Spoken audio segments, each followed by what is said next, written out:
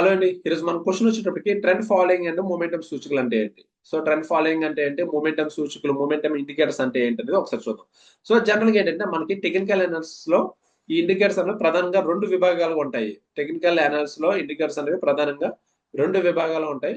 అవే trend following indicators, అదేవిధంగా momentum indicators. Trend following indicators, momentum indicators ఇవి ట్రేడర్లకు market దిశను అర్థం చేసుకోవడంలో సరైన సమయంలో ఎంట్రీ మరియు ఎగ్జిట్ తీసుకోవడంలో సహాయపడతాయి. ఇవి ట్రేడర్కు మార్కెట్ దిశను అర్థం చేసుకోవడంలో మరియు సరైన సమయంలో పర్ఫెక్ట్ సమయంలో టైమింగ్స్ లో ఎంట్రీ మరియు ఎగ్జిట్ తీసుకోవడంలో అయితే మనకి ఇవి ఇండికేటర్స్ అనేవి అయితే ఉపయోగపడతాయి. ఫస్ట్ ఏంటంటే ట్రెండ్ ఫాలోయింగ్ ఇండికేటర్స్ అంటే ఏంటనేది ఒకసారి చూద్దాం.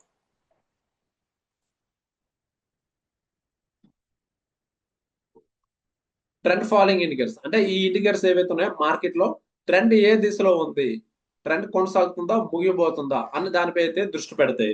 ట్రెండ్ ఏ దిశలో ఉంది, ట్రెండ్ కొనసాగుతుందా లేదా ముగిపోతుందా అన్న దానిపైన అయితే దృష్టి పెడతాయి. ఇవి ప్రధానంగా లాగింగ్ ఇండికేటర్స్ గా పనిచేస్తాయి. ఇవి ప్రధానంగా మనకి lagging indicators, trend following indicators దేనిలో పనిచేస్తాయి అంటే మనకి లాగింగ్ ఇండికేటర్స్ గా పనిచేస్తాయి. అంటే గత డేటా ఆధారంగా ట్రెండ్ కన్ఫర్మేషన్ చేస్తాయి. గతంలో ఉన్న డేటా ఆధారంగా ట్రెండ్ అయితే కన్ఫర్మేషన్ చేస్తాయి. అంటే ట్రెండ్ స్థిరంగా కొనసాగుతుంటే ఈ సూచికలు బాగా పనిచేస్తాయి. ట్రెండ్ కానీ పర్ఫెక్ట్ గా కొనసాగుతుంటే ఈ సూచికలు అనేవి అయితే ఈ సూచికలు ఈ ట్రెండ్ కానీ పర్ఫెక్ట్ గా స్థిరంగా కొనసాగుతుంటే ఈ సూచికలు బాగా పనిచేస్తాయి. సో ట్రెండ్ ఫాలోయింగ్ ఇండికేటర్స్ లో మనకి ఎగ్జాంపుల్ చూసుకున్నట్లయితే మూవింగ్ యావరేజెస్ వస్తాయి. మూవింగ్ యావరేజ్ లో simple moving averages, exponential moving averages అనేవి అయితే వస్తుంటాయి. And MACD moving averages, convergence and divergence అనేవి అయితే వస్తుంటాయి. And super trend and parabolic SAR. So ఇవి మనకి ఇందులో ఎగ్జాంపుల్స్. సో లాభం వచ్చేటప్పటికి ట్రెండ్ బలంగా ఉండేటప్పుడు మంచి ప్రదర్శన ఇస్తాయి.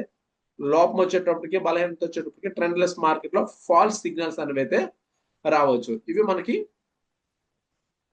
Trend following indicators.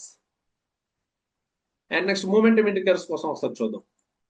So momentum indicators అంటే మూమెంటం ఇండికేటర్స్ అంటే మార్కెట్ లో ధరల వేగాన్ని కొలుస్తాయి. ఇవి మార్కెట్ లో ధరల వేగాన్ని కొలుస్తాయి. ఇవి సాధారణంగా లీడింగ్ సూచికలకి అయితే వ్యవహరిస్తాయి. ఇవి సాధారణంగా లీడింగ్ సూచికలకి అయితే వ్యవహరిస్తాయి. అంటే ఒక స్టాక్ లో కొనుగోలు అమ్మకపు ఒత్తిడి ఎక్కువగా ఉన్నప్పుడు ఇవి సూచనలు ఇస్తాయి. ఇవి సాధారణంగా లీడింగ్ సూచికలుగా వ్యవహరిస్తాయి.